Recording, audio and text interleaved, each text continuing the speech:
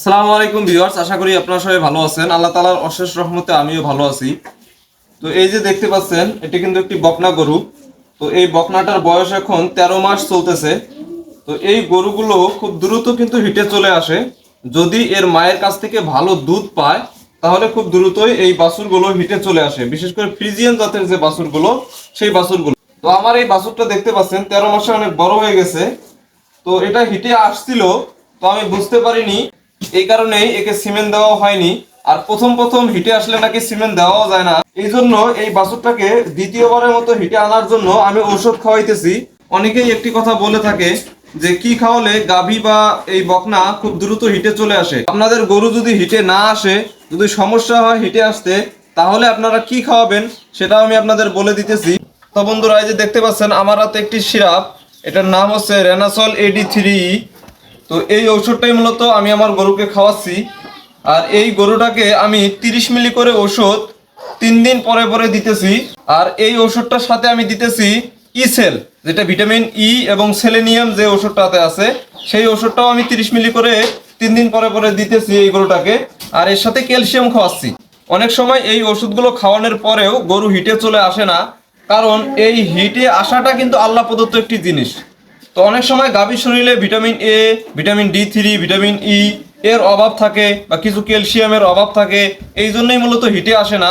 তো এই ওষুধগুলো যেহেতু ভিটামিন এ, D3, ই, তারপর ক্যালসিয়াম, ফসফরাস এগুলো আছে এই ওষুধগুলোতে, তাই এই ওষুধগুলো খাওয়ালে গরুর যদি এই ওষুধগুলোর অভাব থাকে শরীরে, তাহলে এগুলো পূরণ হয়ে যায় এবং গরু হিটে চলে আসে।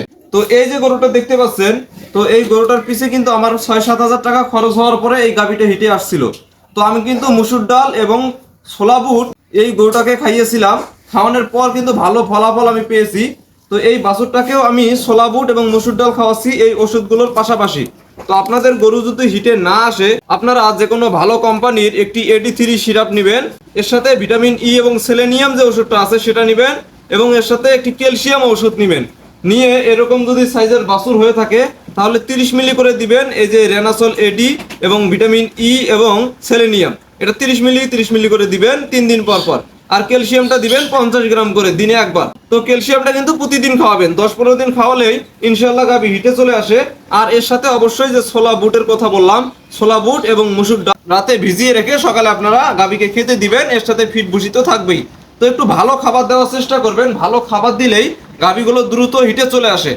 আর যদি আপনারা বকনা লালন পালন করে থাকেন, এই বকনা কিন্তু যদি মায়ের কাছ থেকে অধিক পরিমাণে দুধ এরা খেয়ে থাকে, তাহলে কিন্তু এই ওষুধগুলো কিছুই লাগে না, খুব দ্রুতই এই বকনাগুলো হিটে চলে আসে। আর যদি বকনা বাছুরকে আপনারা পরিমাণ মতো দুধ না খাওয়ান, এর হাড়গুলো যদি বের হওয়া থাকে, শুকনা থাকে, তাহলে কিন্তু যতই ওষুধ খাওয়ান খুব দ্রুত হিটে আসতে চায় না, অনেক ঝামেলা করে এই গরুগুলো। তো আশা করছি বুঝতে পারছেন। যদি ভিডিওটি ভালো লাগে তাহলে অবশ্যই লাইক, কমেন্ট, শেয়ার করে দিবেন। আজ এই পর্যন্তই। আল্লাহ হাফেজ।